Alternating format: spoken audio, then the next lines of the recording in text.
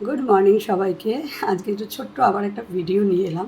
কিছুক্ষণ আগেই আমি ফড়িংয়ের একটা ভিডিও ক্যাপচার করেছি, সেটা অবশ্যই আপনাদের সাথে শেয়ার করব। বাট যার জন্য এখন ভিডিওটা আবার করছি সেটা হচ্ছে, আমি খুব আগে বলে রাখি, আমি কিন্তু ভীষণ র্যান্ডাম ভিডিও শ্যুট করি বা এগুলোর ক্যাপচার করি, কারণ আমার কাছে অত সময় নেই ভিডিও তুলে আবার নতুন করে সেটা এডিটিং করে আপনাদের কাছে পৌঁছানো। তো আমি র্যান্ডামলি ভিডিও করে নিই, আর আমার কাছে অত এই সেজে গুজে অত সবসময় ভিডিও করাও আমার জন্য সম্ভব না। অবস্থা দেখেই বুঝতে পারছেন, খুব শোচনীয়। এখন বাজে 11:30। ঠিক আছে, ছেলে খেয়ে স্কুলে চলে গেছে, টিফিন দিয়ে দিয়েছি। এই 11টার সময় হঠাৎ করে আমার যে হেল্পিং হ্যান্ড, সে আমাকে ফোন করে জানায় যে তার বাড়িতে কেউ একজন মারা গেছেন, তো সেই কারণে উনি আসতে পারবেন না।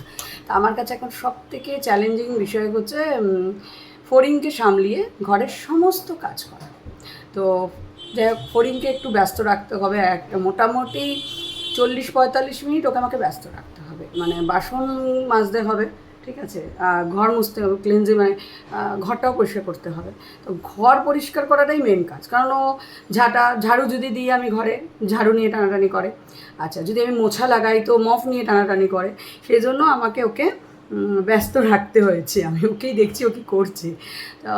কী করে ওকে ব্যস্ত রেখেছি, একটা ছোট্ট টিপ আপনাদের দিন, যাদের বাড়িতে এরকম ডগি রয়েছে, এ ধরনের বদমাশ ডগি রয়েছে, তারা এই ট্রিপটা অ্যাপ্লাই করতে পারেন। দেখুন কী করে ওকে আমি ব্যস্ত রেখেছি। মোটামুটি এই যে